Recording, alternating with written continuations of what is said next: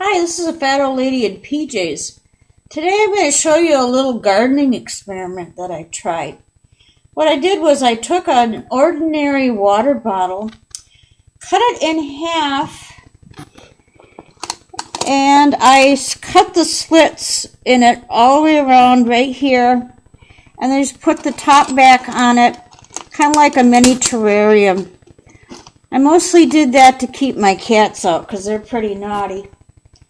But then what I did was I took a little string. This is just a plain cotton string.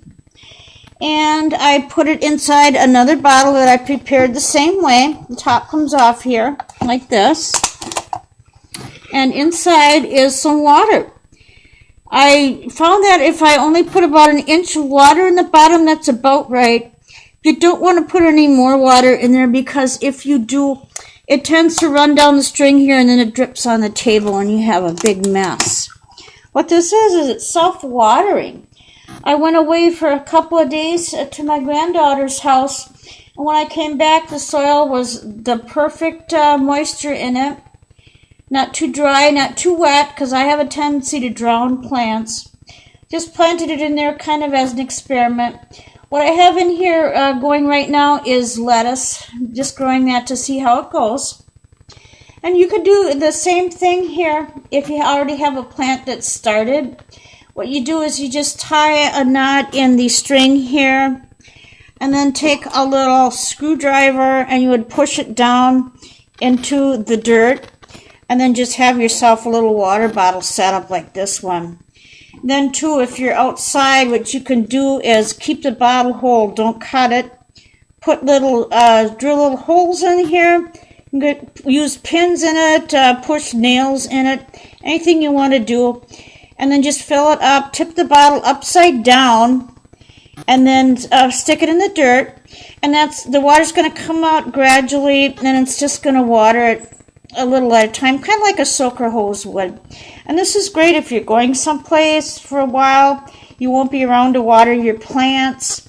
And it's especially nice if you have like a drought area and you want to keep your plants watered, but you don't want to have to use a lot of water and get the hose out. You could do this too on a large scale by using milk cartons. And what some people do is, well, you could either do, like I said, keep it whole and put it in there, or some people what they'll do is they'll just cut a little bit off the bottom, and then they'll just leave it planted right next to their plant, and then they'll just fill the top up with water every so often. And that works too. That's a good old-fashioned way to do it, and it's a great way to recycle bottles that you may have lying around the house too.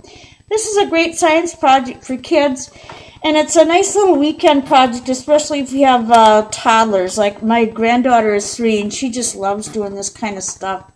We'll plant little plants in like a big quart-sized yogurt container, and then she takes a squirt bottle and she squirts them, and it's just a really big thrill for her to see them grow.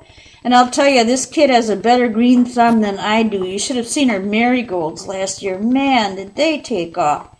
Me, I'm not a great gardener, folks. I really have never done it before. I tried last year. It didn't work really well. But I didn't feel bad when my mother, who'd been gardening for like 50-some years, said it was just a bad year because none of her tomatoes or anything came up either.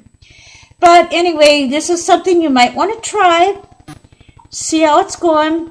Right now, it was 60 degrees here last week. This week, it's back into the seasonal lows of 30 to 40 degrees. And they are expecting a snowstorm, believe it or not, coming in the next day or so. So it's not a good idea to be planting plants out there. I really envy you guys down in the south. But we can start our tomato plants indoors and dream of a summer coming up, hopefully. Anyway, you guys take care. Try this. See what you think of it. Love you all. Bye-bye.